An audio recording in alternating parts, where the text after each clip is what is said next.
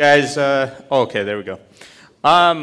Right, so I am here from the United States to talk about a slightly different take. So Dr. Osas just told us about the need for talent in cybersecurity, and there's a major need for talent. But imagine a far future where we don't need any more human talent, where machines do all of this cybersecurity for us, where instead of watching me yammer on stage, there's like a server sitting here blinking lights at you, telling you that all is good. That's probably a little absurd, but the idea is that we want to get somewhere toward that, to reduce the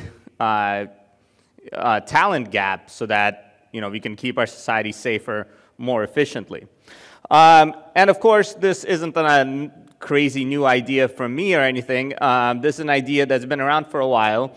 And in the United States, this is an idea that's been actively explored by DARPA. DARPA is one of the research arms of the Department of Defense in the US, and they ran what was called the Cyber Grand Challenge last year. The Cyber Grand Challenge was kind of the scenario I described just now. It was a bunch of server racks on stage, these 7 systems called cyber reasoning systems that were fully autonomous. This was air-gapped. So the only communication these devices had to the outside world went through this literally robot that would take DVDs burned with the game data and deliver them to the outside world. There was no input from the outside into these systems, and they ran a cybersecurity competition on their own. And you really couldn't interfere. There were armed guards guarding these things, right? And we were fortunate enough to participate, so I led Team Shellfish. At the time, I was a graduate student at UC Santa Barbara, and we built this kind of autonomous cyber reasoning system that competed in front of thousands of people. I mean, this photo was taken of the final event where I think it was over 3,000 people attended and watched these systems sit on stage and blink lights, and these sportscasters talk about what they were doing. And there was visualization kind of software written to try to show the public what they were doing, and I mean, this crowd was huge. It was, to borrow something that's being said in America a lot nowadays. This photo was taken from, maybe 10 rows back. That room was gigantic. There was a lot of interest in this event, even though it was basically just a bunch of servers sitting on stage blinking lights. So from some perspective, cyber autonomy is here, right? There were millions of dollars that changed hands at the conclusion of this event. We got 3rd place and won 750,000 USD, plus 750,000 for just making it up there, right? So that's, something real. That's real money. And so it should signify real advancement, which is pretty cool because we've been trying to get to cyber autonomy for a very long time, right? So the first research into cyber autonomy started in the 70s and early 80s with the invention of some of the underlying techniques that were used in the Cyber Grand Challenge. So symbolic execution, which we'll briefly talk about in a sec, was initially proposed in 1975, the idea that, hey, maybe a computer can reason about computer code kind of in a similar way a human does.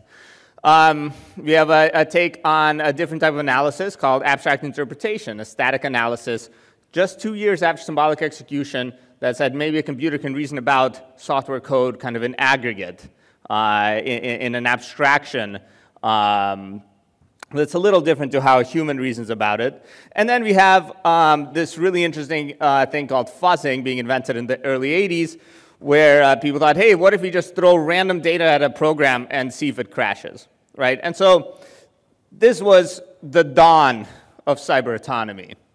And at the time, this is from the symbolic execution paper, there's a quote that basically said, yeah, this is the start. One day it'll be sufficient to analyze programs, but not now. These are just, the seeds of cyber autonomy. And this makes sense, because that's 40 years ago, and then now, 40 years later, we had the Cyber Grand Challenge, we've achieved cyber autonomy. I'm actually a robot, blinking lights at you, but that doesn't seem to be the case. 40 years later, Michael Zalewski, who created kind of the modern generation fuzzing technique that, as we'll see, is one of the most effective cyber autonomy tools we have, 40 years after the initial suggestion of symbolic execution, he says basically the same thing. He says, cyber autonomy is not here yet. We can't automatically analyze software programs. He's one of the ones who's done more than almost anyone to push that forward. He still thinks it doesn't, quite work. So what is all this, right? Millions of dollars changing hands, thousands of people watching, sportscasters talk about servers, and Michael Zalewski says it's all crap, right? So we'll go through this in the next, half hour, 45 minutes or so, and try to understand what really happened, where we are really in the state of cyber autonomy, and where we're going with it, right?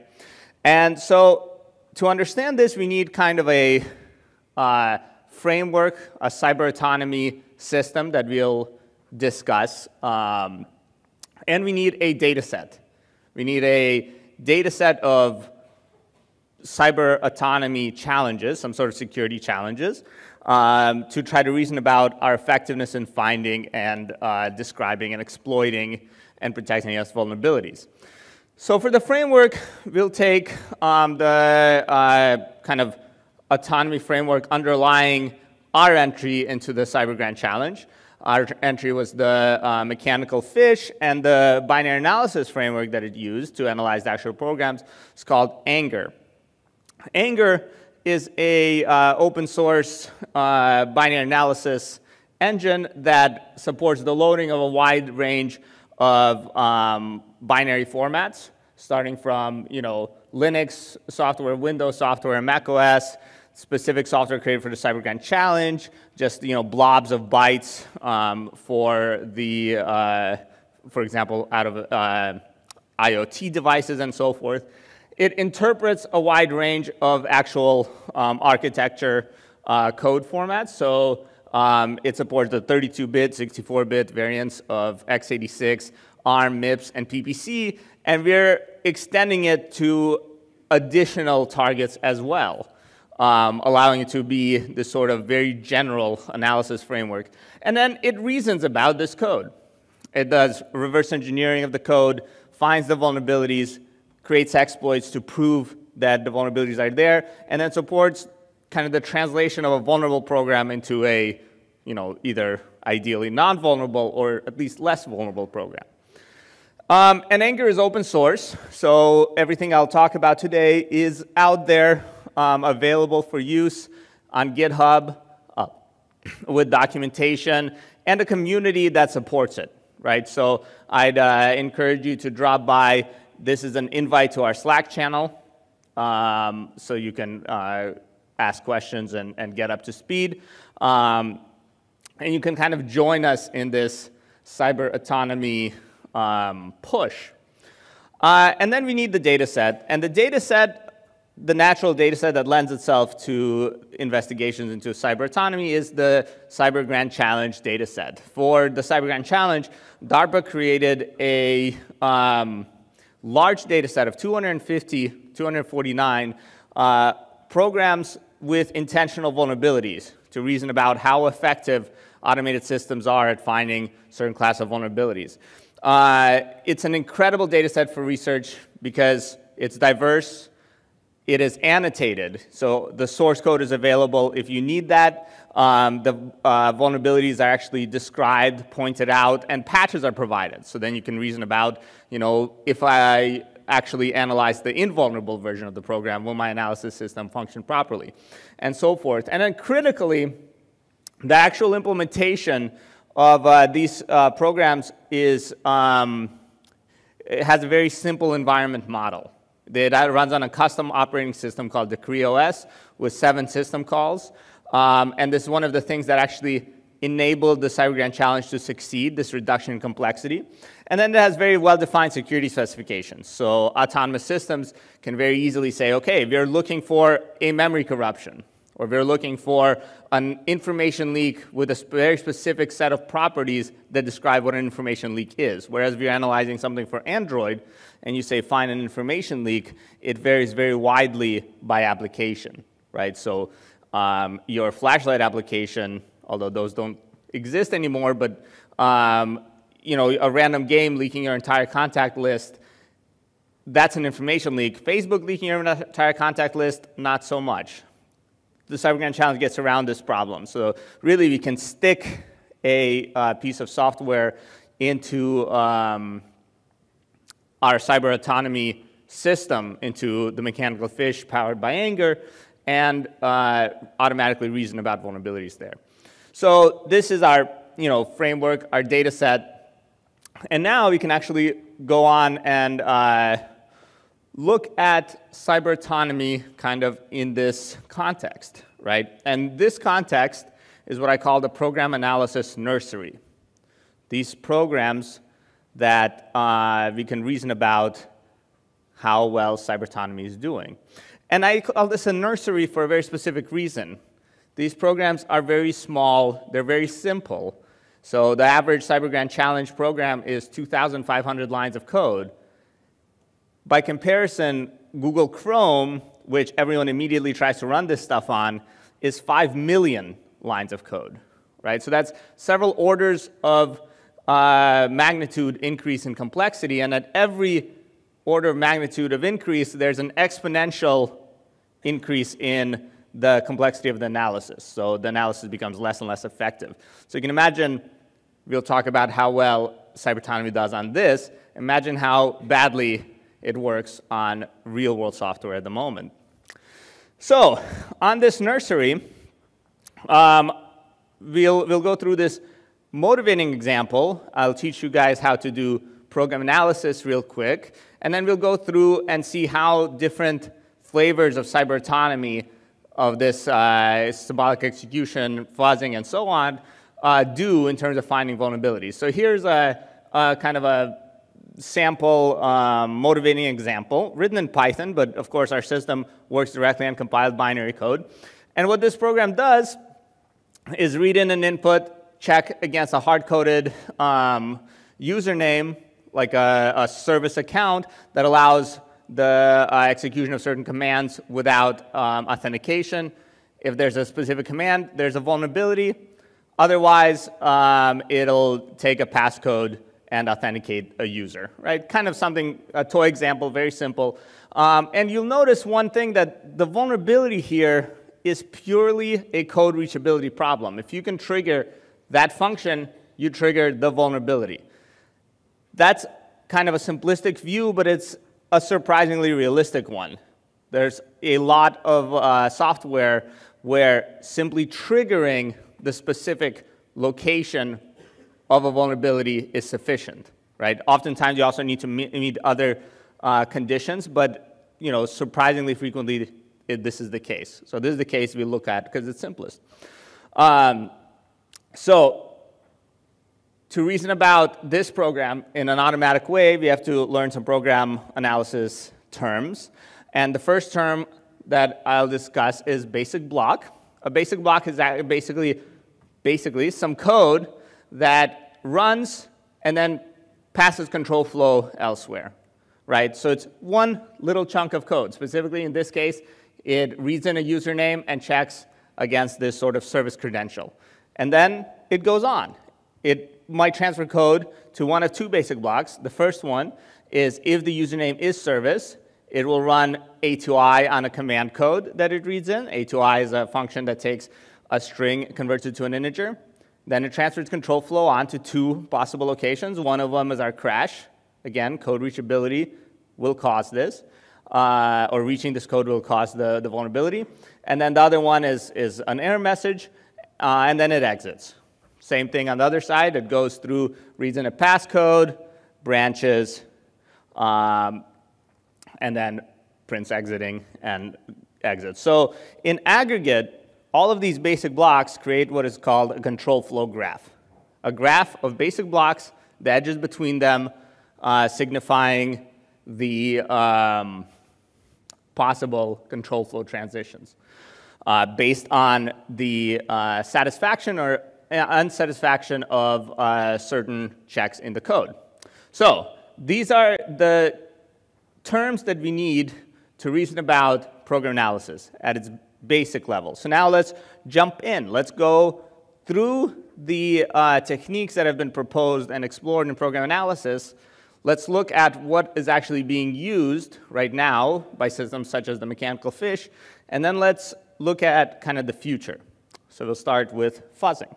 Fuzzing is this very simple technique that basically throws random code at a program, hoping that the program will crash. It's, in some sense, the simplest security analysis you can do.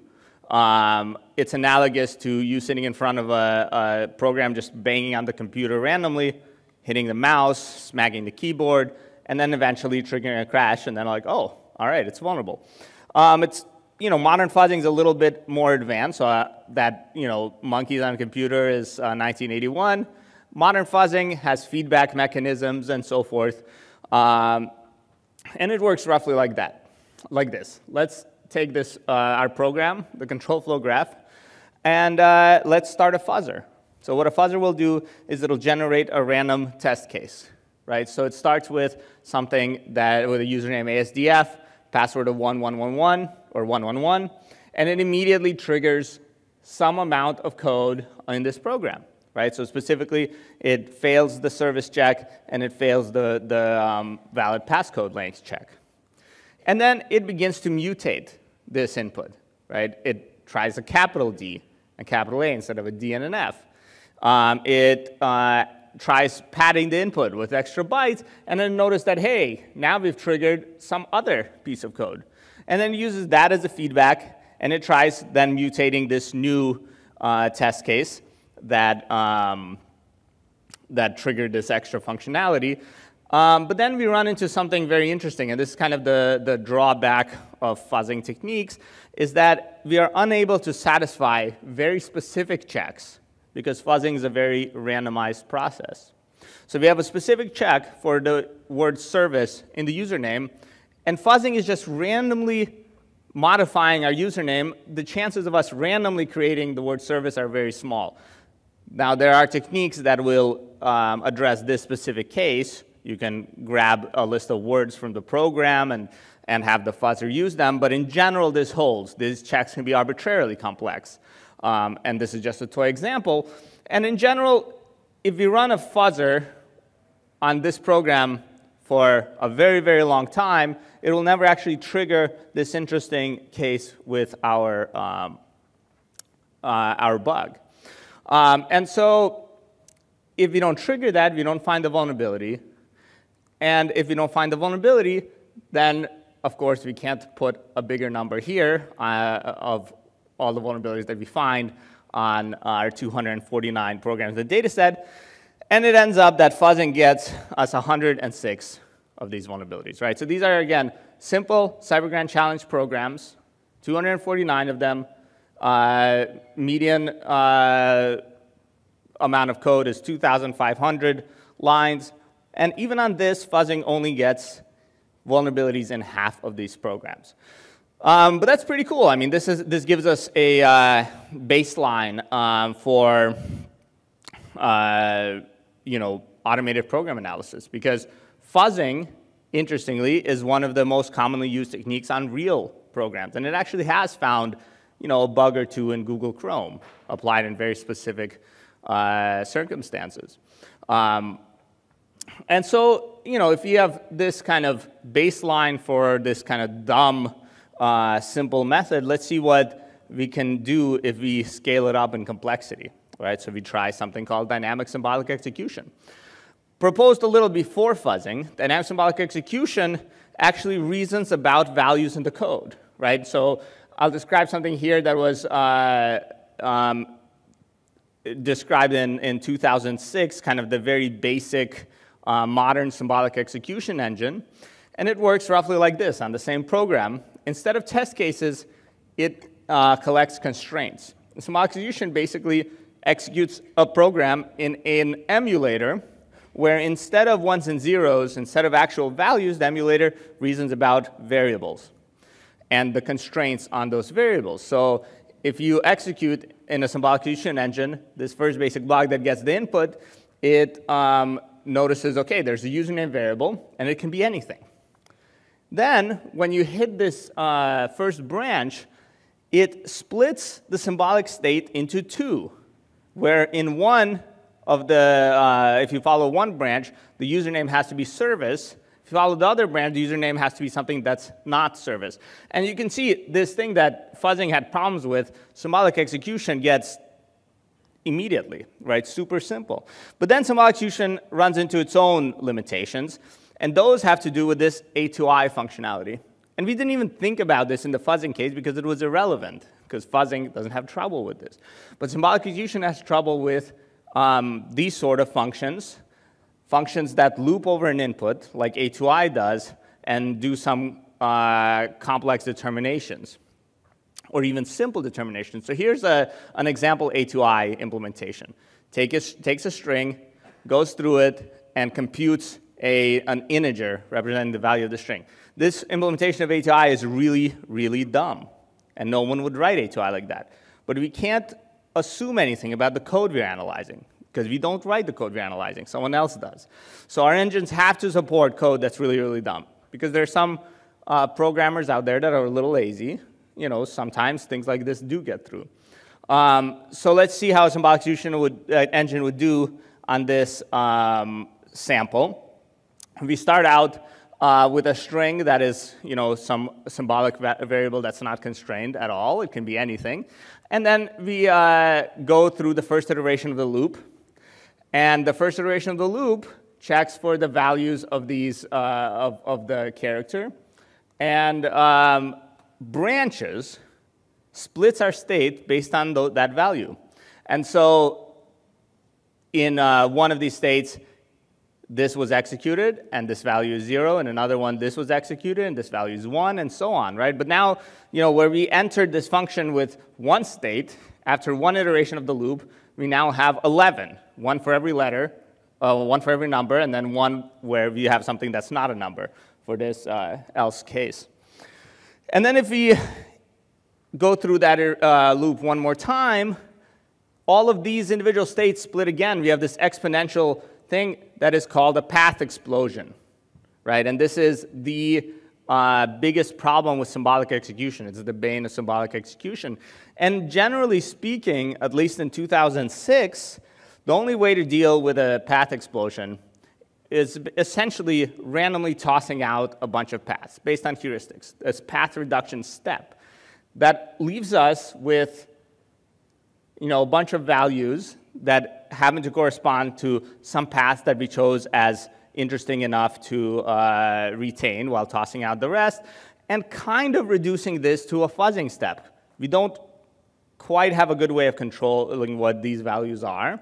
And what ends up happening is when we go through A to I, we have just certain hard-coded command codes that then fail to find our crash again. Again, we are limited by the power of this analysis, right? So symbolic execution doesn't find this, but hey, at least it gets us in here, right? If the bug was right here, then it would find it. So let's see how well that does. All of this intelligence above fuzzing, and it only finds 9 bugs, right? That's kind of embarrassing. Symbolic execution engines are considerably more complicated than fuzzing systems. I think AFL is 3,000 lines of code. If you just isolate Anger's symbolic execution component, it's probably about 40,000 lines of code. And AFL is the fuzzer that gets 106 here. So that's kind of bad. But let's see if there's something we can do to optimize this. And this has also been explored. So in 2012, some researchers at Carnegie Mellon proposed an optimized symbolic execution engine various optimizations that we don't really have time to go into right now, but the bottom line is, that kind of triples almost the effectiveness of symbolic execution. And you can see that there are programs that symbolic execution gets that fuzzing does not. So it's not that just because it's a smaller number, it's no good. But we would still try to. We'd like to see a bigger effectiveness of this intelligent technique, right? And so we try to do some more symbolic execution enhancements. So in 2014, researchers tried to integrate static analysis to enhance symbolic execution. And this basically attacks this path explosion problem and replaces path reduction with a more intelligent path merging technique. So very testing, it takes this exploding paths and it tries to merge them all into all strings with one character, strings with two characters, strings with three characters, and so on, with the constraints signifying the range of every individual byte in there. And this improves things a bit more. Gets us, almost to a third of the effectiveness of fuzzing.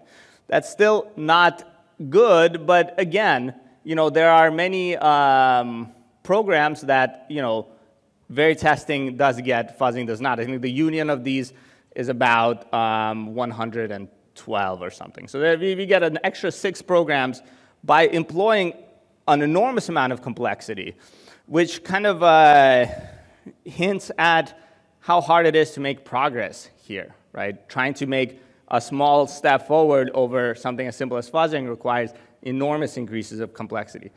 But then what we noticed as researchers when we were marching forward in the Cyber Grant Challenge was exactly this, the fact that there are certain things that fuzzing fails to get, symbolic execution does get. There are certain things that fuzzing gets that symbolic execution fails to get. And so we asked ourselves the question of, can we combine them in an intelligent way? If you have, the bug not being found by either engine, but you create kind of a interplay between them that allows them to aid each other, can you actually take a step forward in essentially cyber autonomy and find this bug? And the answer is, of course, yes. We created this system called Driller that combines symbolic execution and fuzzing. And this is actually what we used in the Cyber Grant Challenge. And Driller works as follows. Starts out with a simple fuzzer, right? It creates test cases, sends them at the program. The fuzzer mutates the test cases, but eventually gets stuck, is unable to trigger this service branch. It then invokes the symbolic execution engine, which easily triggers that service branch, but then cannot trigger the A to I component. And so the symbolic execution engine finds the service branch, synchronizes that back into the fuzzer as a fuzzer test case, and then the fuzzer continues mutating that test case. So it essentially teaches the fuzzer how to trigger this complex check, and eventually the fuzzer managed to mutate something, having this knowledge kind of a priori from the symbolic execution engine, and being able to pass the command code equals 7 check by producing a command code that has 7 and then a non-numeric variable. And then Driller triggers this check by merging symbolic execution and fuzzing. And this is based on the same tools that were unable to trigger this check. American Fuzzy Lop, AFL, written by Michael Zalewski, who's very pessimistic about the state of cyber autonomy, and Anger, our binary analysis framework from which we use the symbolic execution component. On a slightly more realistic example, a bigger control flow graph, this is a computer-aided design program for circuits. Driller works as follows, right? We start fuzzing from this sort of top left corner, this is the entry point of the program, and very quickly the fuzzer explores it a little bit and gets stuck with very little code coverage, right? And if we just let the fuzzer run, it'll never make progress because it can't match those complex checks. We invoke driller once, right? We invoke the symbolic execution once, which helps the fuzzer get a little bit further, but then it gets stuck again. We invoke it again. It allows the fuzzer to start creating circuit components, teaches it essentially the correct input format. And then the fuzzer gets a huge amount of code coverage and gets stuck again, I think in a specific circuit component that requires very specific configuration, and then invoking driller again gets it past that. Finds the bug in this program where neither could find it alone. Symbolic execution experiences crazy path explosion problems in this program, and drilling doesn't have the semantic reasoning required to go into it. And again, this is what we used in the mechanical fish, and it worked pretty well. I'll mention later we had the kind of highest offensive capability of the systems in the contest, and driller gets us up to 118 programs crash. So it's actually more than the union of fuzzing and symbolic execution, which is a very interesting thing to see from the experience. It enables the discovery of extra vulnerabilities that neither can do alone. But there seems to be something missing, right? So the basic idea behind driller is we start with this high scalability, low semantic reasoning capability analysis, and when it gets stuck, we go up the semantic reasoning capability scale, which reduces scalability but allows us to kind of target specific instances that otherwise are too complex. But what about here, right? There's got to be something more than symbolic execution. Symbolic execution gets stuck on very stupid things, and it cannot get through them. And right now, we don't really have a good idea, right? So we have a number of research projects ongoing, but nothing has yielded fruit yet. And then we kind of sat back shortly after the Cyber Grand Challenge, and we thought, wait a second, what about us, right? Because realistically, in the Cyber Grand Challenge, there was that air gap. There were armed guards guarding the systems. But that's not a realistic scenario. No one really cares if things are done fully autonomously. People just want autonomy to help us, right? So we have our cyber reasoning system using these two components. What if we allow it, when it needs help, when it gets stuck, to cross what I call the autonomy threshold back to non-autonomous operation and ask a human for help? And in fact, one thing I realized is that it's not that we're missing cybersecurity expertise. It's not that we're missing me or you guys. What we're missing is human intuition in general. And human intuition is capable of being provided by a lot of people that aren't cybersecurity professionals. In this human-assisted cyber reasoning system, as I call it, hackers, human intuition can be provided by normal people working from their homes over some sort of internet interface. Specifically, I built hackers to use the Amazon Mechanical Turk to get human input. Mechanical Turk is staffed by non-security professionals, oftentimes not even technically minded people. In fact, one of the most helpful humans in my hackers experiment was a grandmother from the Midwestern United States. She just interacted with the programs, allowed the mechanical fish to observe her interactions, and then allowed it to make inferences in a much the same way that the symbolic execution engine does, but more effectively. Hackers is enabled by an interface that attempts to translate as much of the program as possible to the human. The central core, of course, is this interaction terminal where the human can interact with the program. It tries to aid them with example interaction that it has recovered from the fuzzer and the symbolic execution engine, some static analysis on that to try to inspire ideas in the human brain, and it gamifies the whole thing. If you give a score, we have leaderboards, and it really motivates people to try to help the cyber reasoning system succeed. And so for now, this is the reality. And I'll skip over well, actually, let's talk about the results, and then we'll fast forward a little bit. So for now, this is the reality. We have dumb fuzzers. We have moderately okay symbolic execution engines. And then we have the human, offering the human intuition. In the current state of hackers, of the human-assisted cyber reasoning system, we can't actually analyze all programs. We can only analyze programs that are human interactable, right? And so out of the 85 programs that, out of this data set that we can analyze, that we can have humans interact with, from the 36 of them that Driller could crash, humans can find crashes in 56. So that's a huge increase in effectiveness, leading to a total number of programs that we are able to crash in kind of the near future of cyber autonomy, 150 out of 249 in this nursery data set. Again, as we increase in complexity from this to Chrome, this number will reduce quite a bit, right? Because the scalability challenges and so forth of cyber autonomy start to pile on. But on this nursery data set, we're kind of over halfway there, which is pretty exciting. Let's skip how we would exploit all of this, these crashes, also using the symbolic execution engine, and move on to the next steps.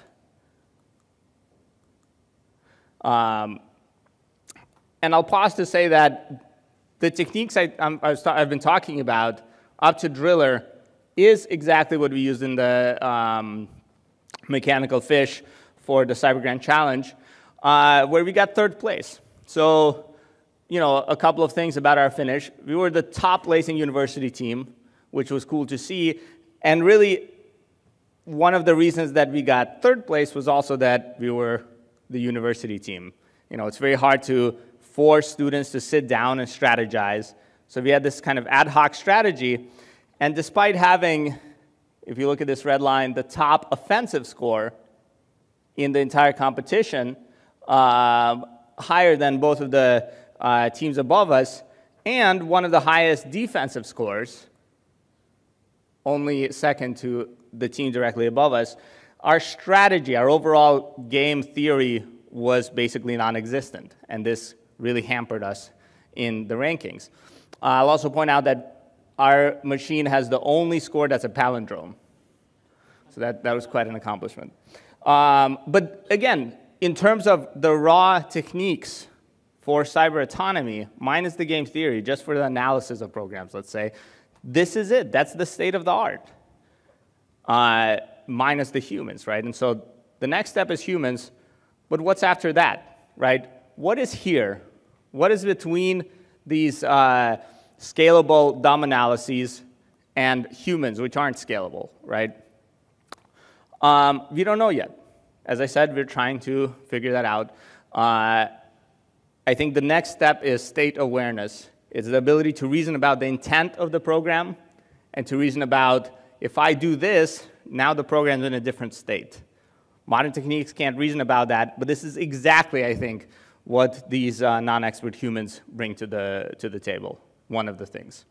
After that, of course, how do we replace humans altogether? How do we have the machine up here instead of me?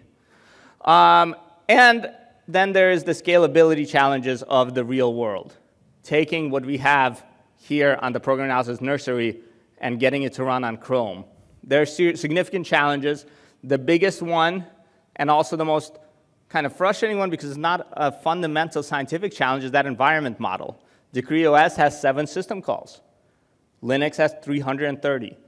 It's not hard.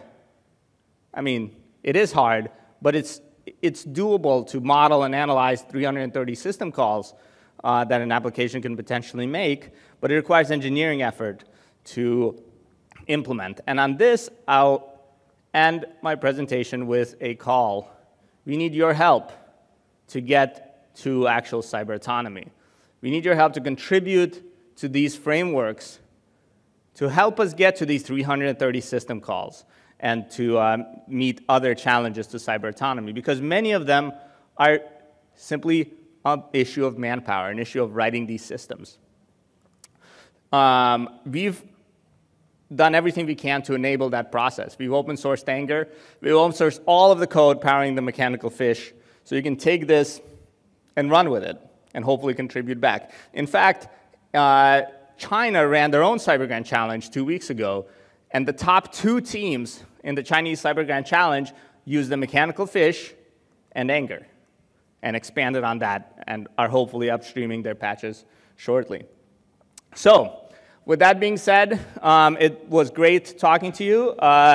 You can contact me on Twitter, over email, the entire Shellfish team on Twitter, over email. This presentation is available on Google Docs for later perusal. And please join us on Slack. And if you're a researcher or you want to be a researcher, if you're looking for a PhD program, you're looking for a postdoc, or if you want to be an intern visitor in our cyber autonomy lab in Arizona State University, please reach out. I'm always looking for students, postdocs, and visitors. Thank you.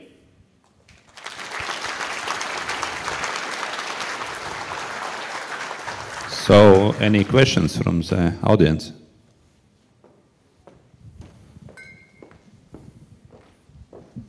Hi, I'm Carlos with CERT.LV.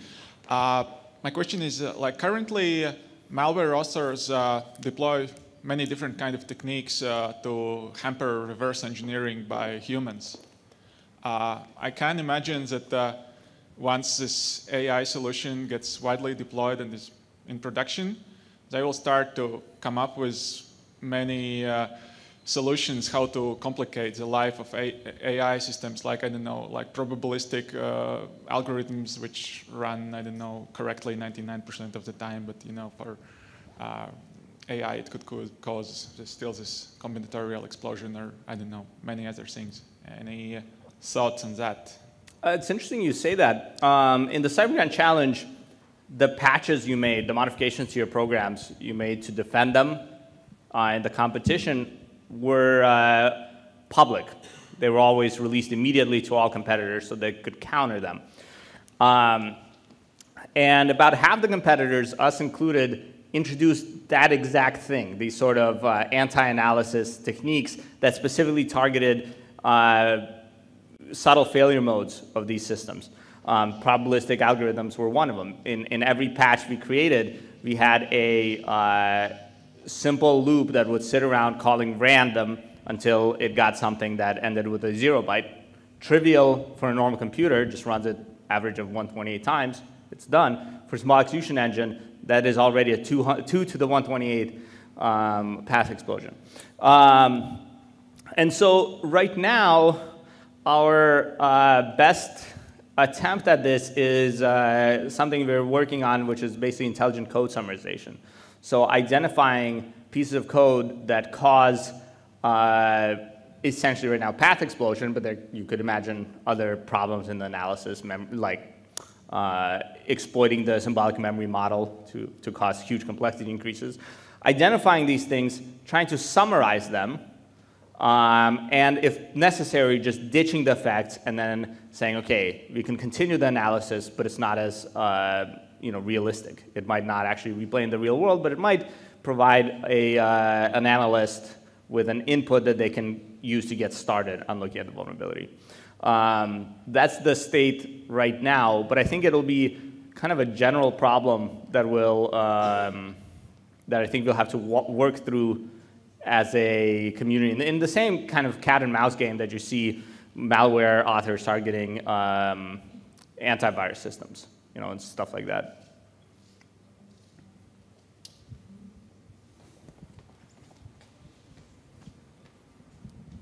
Hi, Alice from Accenture Security. There was quite a lot of hype over the winners of this competition, 4F-Secure's Mayhem, and it was said to be able to find vulnerabilities in source code and exploit them, which sounds pretty amazing, but when you think about it, it's a limited range of vulnerabilities, so specific known types of vulnerabilities in a limited range of code, which all of the teams used. So what are some other limitations that were present in this challenge, and how how quickly do you think you would be able to overcome them, to expand beyond this nursery set of data and actually be able to look at any program and find any, well, not any vulnerability, but in the range of the known spectrum? Yeah, that is a good point. There are a couple of things that make the CyberGrant Challenge data set more analyzable. That reduced environment model reduces implementation effort, but it also has this subtle side effect that there's no configuration that is possible in the CGC environment. You know, you have a program, that's all you need to start analyzing. If you want to analyze kind of, again, the common example of Chrome, or if you want to analyze Apache or Nginx, you need their configurations. So Apache might be vulnerable if you enable some specific SSL module. Right now, all of that has to be done manually. So you have your system that you're analyzing, and you need to provide the program and the configuration and the security specification. And this is all kind of frustrating. So what you're actually seeing right now is this cyber autonomy stuff is initially being applied in simpler environments, which are simpler to analysis engines, but paradoxically kind of more complex to humans. So for example, we recently published an investigation into bootloader security using this framework. And bootloaders, very hard for humans to analyze, but there's no configuration there that's like, you know, there are no configuration files and so forth. It's just, it's very simple from the environment model approach. And we were able to find 6 O-days in currently used bootloaders. These are new vulnerabilities that not just, you know, let's find existing vulnerabilities. These are new vulnerabilities with a new kind of vulnerability model that we programmed to the systems that go and found it. Getting to that point with stuff like Apache, I think, is critical. So research into auto configuration. So can you take all of the network services in the Debian repositories, automatically install them, automatically configure them with various options, maybe that you recover from the internet, various config files, run them and analyze them in that context. There's been a bit of work on this, but I think that's kind of the next small step to help chip away at this. Okay, thank you, Jan. We are running out of time, so if there are any more questions, you can do it after the session immediately. Sure. I think Jan is still here until the end of evening, at least. Yep. So for those of you who are watching us remotely and are not present here, this is your last chance to tweet something with the hashtag CPLV to get some CPRs. And this is a present from you, some sweets from Latvia. Thank you. Thank you. Thank you, guys. And now it is my pleasure to invite on stage head of CERT.LV, Baiba Kashkina, for some closing remarks and closing of the conference. PALDIES, thank you. Indeed, it's end of a very long day, and I hope you had a chance to get some helicopter view on the things that are ongoing, things that we are working on, things that some other people are working on. But we still have one very intriguing moment ahead of us. Yes, the Fitbit, where does that go? And I would like to ask Didis and Kristina from SQUALIO to come up on the stage and decide the fate of the small present they have in hand. Okay, thanks, but we will do it in Latvian. Tā, tad ankets ir daudz, īstenībā vairāk kā mēs bijām sākotnēji gaidījuši, vai ne? Un, es mēģinu. Tas, kas nebūs, ja cilvēks nebūs uz vietas, tad es vilkšu nākamo. Tā, Uldis Timpers. Ir Uldis uz vietas? Ai. Aiziet tālāk. Ilze Bērziņa.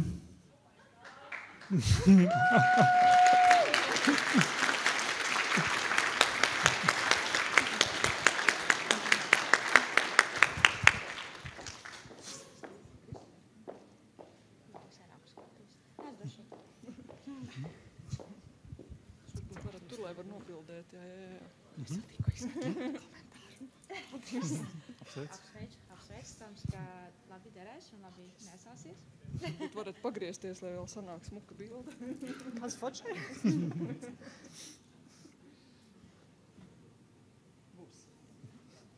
Lieliski. Paldies, paldies, lai labi nesājās. Paldies, SQUALIO. Paldies. Good. So the last lottery gift went away. For some of our audiences, we had some things to give away already in the earlier sessions.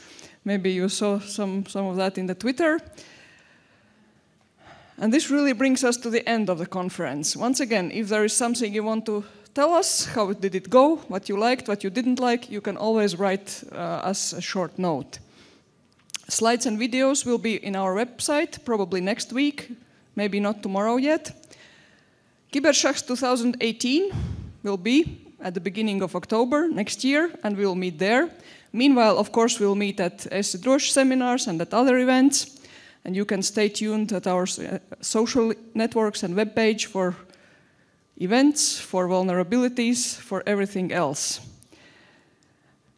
Once again, thanks a lot to our sponsors, to all the speakers, all the session chairs, and to all of you, the participants, as well as to those who are watching us online. I know that there are a lot of people doing that as well. We will try to make different arrangements next year, maybe to have more seats here so that we all can come together. Thank you very much. Let's give us applause.